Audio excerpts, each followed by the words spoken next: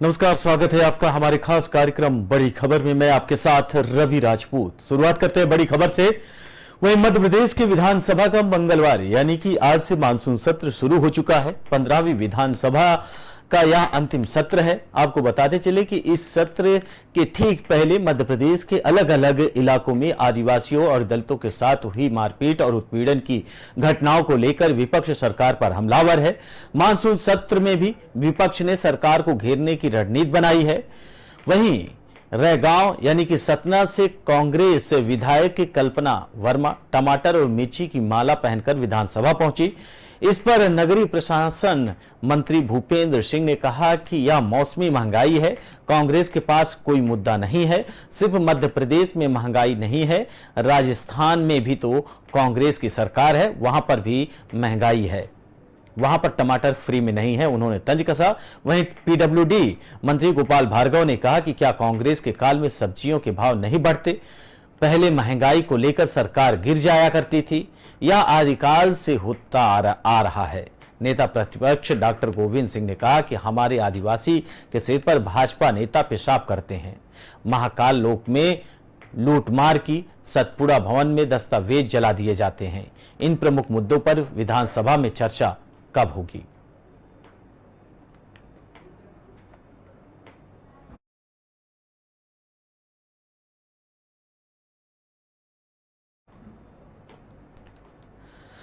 बढ़ते हैं अगली खबर की ओर, जहां महाराष्ट्र के 17 जिले के वाई निर्वाचन क्षेत्र के राकबा यानी कि आरसीपी के विधायक मकरंद पाटिल अजीत पवार के खेमे में शामिल हो गए।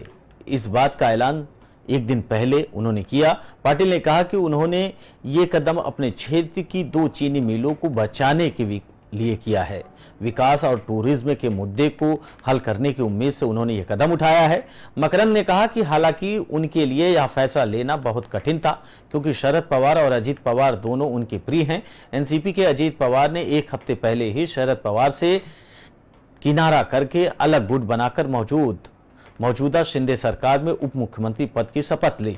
मकरंद ने फैसले के पीछे की वजह बताते हुए कहा कि हाल ही में मैंने 2 चीनी मिलों का अधिग्रहण किया जो वित्तीय संकट में थी।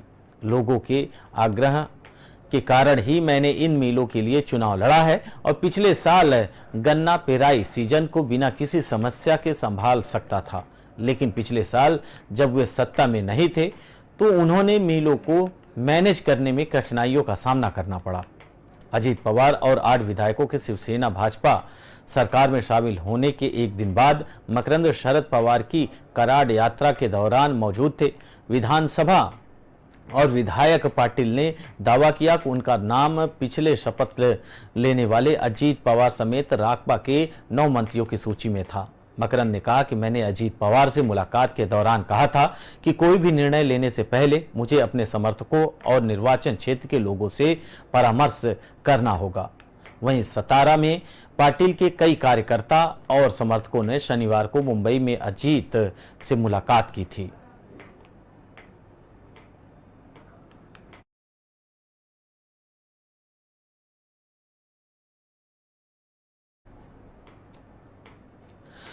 बढ़ते हैं अगली खबर की ओर, जहां जम्मू कश्मीर के आर्टिकल 370 हटाने के फैसले को चुनौती देने वाली 20 से ज्यादा याचिकाओं पर मंगलवार यानी कि आज सुप्रीम कोर्ट में सुनवाई हुई। अदालत ने कहा कि हम इन याचिकाओं पर 2 अगस्त से रेगुलर सुनवाई करेंगे। आर्टिकल 370 पर सुप्रीम कोर्ट ने 3 साल बाद सुनवाई हो रही है। इससे पहले 2020 में 5 जजों की संवैधानिक बेंच ने इस मामले की सुनवाई की थी। तब अदालत ने कहा था कि हम मामला बड़ी संवैधानिक बेंच को ट्रांसफर नहीं कर रहे हैं। सुप्रीम कोर्ट में आज सुनवाई के एक दिन पहले यानी कि सोमवार को केंद्र ने इस मामले पर नया एफिडेविट दाखिल किया था। केंद्र ने कहा था कि जम्मू कश्मीर 3 दशकों तक आतंकवाद झेलता रहा, इसे खत्म करने का एक ही रास्ता था आर्टिकल 370 हटाना। चीफ जस्टिस डीवाई चंद्रचूड़ ने कहा कि हम इन याचिकाओं पर 2 अगस्त से सुबह 10:30 बजे से सुनवाई करेंगे। हम 370 पर सोमवार और शुक्रवार को छोड़कर हर दिन सुनवाई करेंगे। केंद्र सरकार ने 5 अगस्त 2019 को जम्मू कश्मीर से अनुच्छेद 370 हटा दिया था। अक्टूबर 2020 से संविधान पीठ ही इस मामले की सुनवाई कर रहा है। वहीं याचिकाओं पर सुनवाई सीजेआई डीवाई चंद्रचूड़ की अगुवाई वाली 5 जजों की बेंच करेगी, जिसमें justice Sanjay Kishan Kaul, justice Sanjiv Khanna, justice BR Gavai और जस्टिस सूर्यकांत भी शामिल होंगे।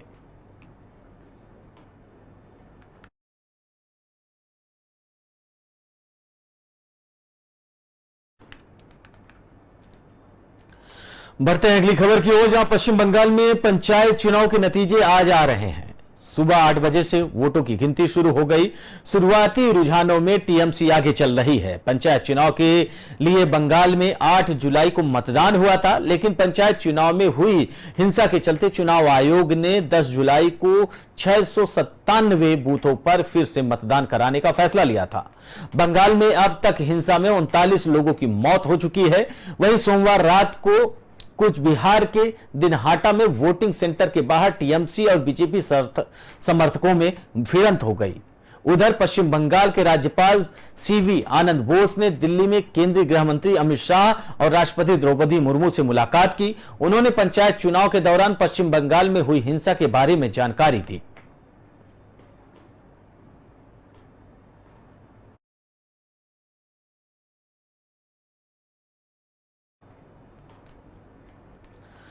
बढ़ते हैं अगली खबर की ओर, जहां दिल्ली मेरठ एक्सप्रेसवे मंगलवार को फिर से मौत का गवाह बन गया। यहां स्कूल बस ड्राइवर की गलती और प्रशासन की अनदेखी एक परिवार के 6 सदस्यों की मौत की वजह बन गई।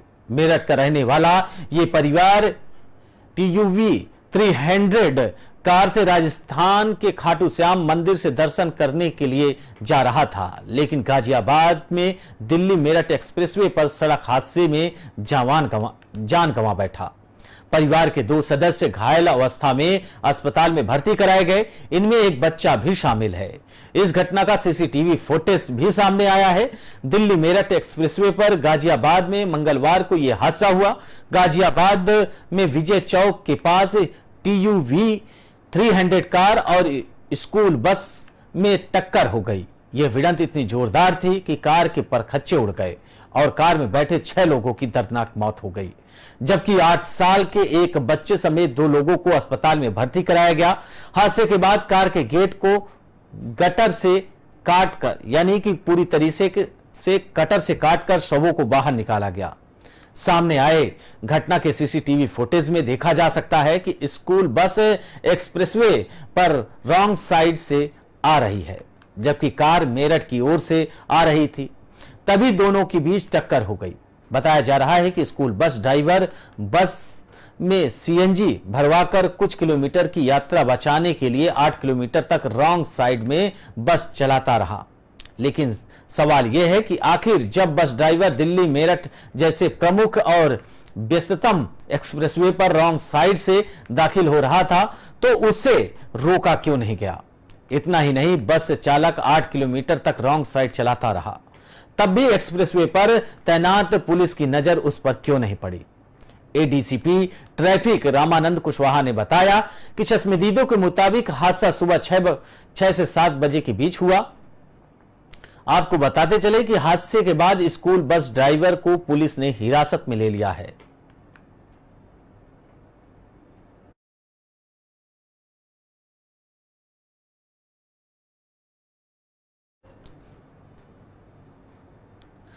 बढ़ते हैं अगली खबर की ओर, जहां हिमाचल प्रदेश के मुख्यमंत्री सुखविंदर सिंह सुक्खू आज हवाई सर्वेक्षण करके नुकसान का जायजा लेंगे। मुख्यमंत्री सुखविंदर सिंह सुक्खू चौपर से बाढ़ प्रभावित 4 जिलों का दौरा करेंगे। इस दौरान आपदा से नुकसान का आकलन, प्रभावितों से बातचीत और अधिकारियों को राहत और बचाव कार्य के लिए दिशा निर्देश देंगे। जानकारी के मुताबिक मुख्यमंत्री ने केंद्र सरकार से हेलीकॉप्टर की मांग की है, क्योंकि राज्य के पास अप्रैल महीने से अपना हेलीकॉप्टर नहीं है। केंद्र से हेलीकॉप्टर मिलते ही मुख्यमंत्री नादौन से कुल्लू मनाली के लिए फ्लाई करेंगे। यहां से मुख्यमंत्री बाढ़ प्रभावित धर्मपुर और सरकार का घाट और मंडी जिले के आपदा प्रभावित अन्य क्षेत्रों का दौरा करेंगे। इसके बाद वह सीएम वापस कुल्लू जाएंगे। यहां जिला प्रशासन को राहत एवं बचाव कार्य को लेकर आवश्यक दिशा निर्देश देंगे। बाद में कुल्लू जिले में भी सीएम हवाई सर्वेक्षण करके तबाही को देखेंगे और लाहौल स्पीति जाएंगे। स्पीति में मुख्यमंत्री रेस्क्यू ऑपरेशन की निगरानी करेंगे और राहत शिविरों में मौजूद लोगों से बातचीत करेंगे। कि दोपहर बाद सीएम सुक्खू से कुल्लू लौटेंगे। यहां पर बाढ़ प्रभावितों के साथ मुख्यमंत्री मीटिंग करेंगे और जिसके बाद वह पुनः हिमाचल यानी कि देहरादून वापस पहुंच जाएंगे।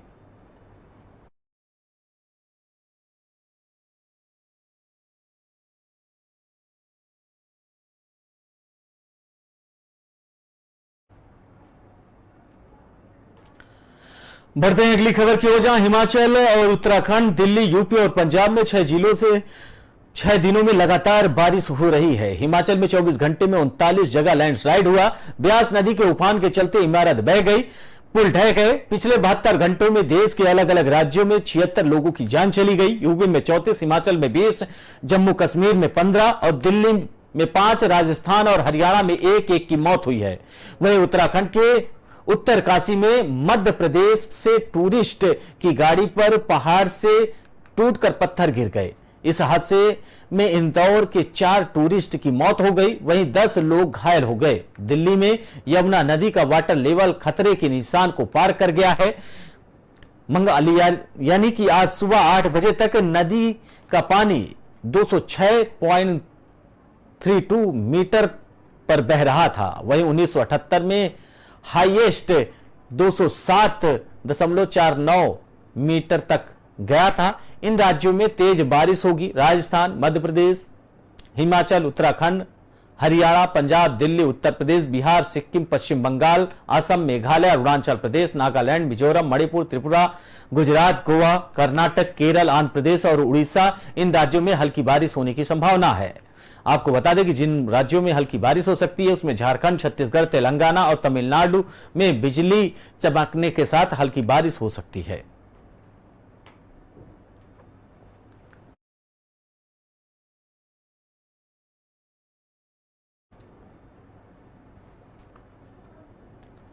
फिलहाल इस बुलेटिन में हमारे साथ इतना ही। बाकी देश दुनिया की तमाम बड़ी खबरों से जुड़ने के लिए देखते रहिए पी न्यूज। नमस्कार।